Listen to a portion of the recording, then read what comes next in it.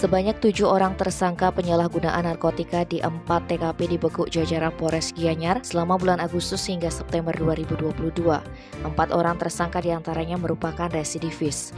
Kasat Narkoba Polres Gianyar AKP Igusti Ngurah Jaya Winangun menjelaskan pengungkapan pertama dilakukan Selasa 9 Agustus 2022 dengan tersangka Ide Bagus Nyoman Wira Wiyatnyane, 37 tahun, alamat lingkungan Sampiang, Gianyar.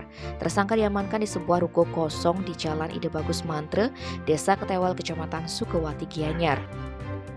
Tersangka selanjutnya Igusti Ngurah Adnyane, 39 tahun, alamat Desa Panggul, Mengui, Badung, dibekuk di Jalan Pradu Madirambuk, Banjar Menguntur, Desa Batu Bulan, Kecamatan Sukawati, Gianyar, Jumat 28 Agustus 2022. Pelaku diamankan bersama barang bukti berupa 1,78 gram sabu. TKP selanjutnya ada di Jalan Raya Mas Desa Batuan Kaler, Kecamatan Sukawati, Jumat 2 September 2022. Dua orang tersangka yakni Imade Swastawan, 22 tahun, alamat Angantake, Badung, dan Heri Wiyantane Atmaje, 41 tahun, alamat Angantake, Badung, kedapatan memiliki sabu seberat 0,58 gram. Pengungkapan terakhir dilakukan di Jalan Raya Batuyang, Gang Gelantik, Banjar Tegehe, Desa Batu Bulan, Kecamatan Sukawati, Gianyar, Minggu 4 September 2022.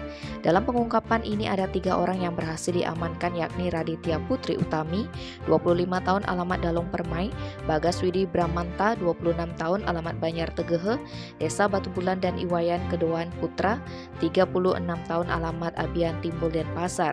Setelah dilakukan interogasi, 4 orang dari 7 tersangka yang diamankan merupakan residivis.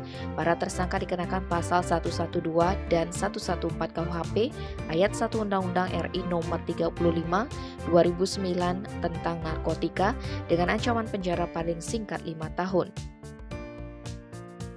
Tim Bali Express melaporkan.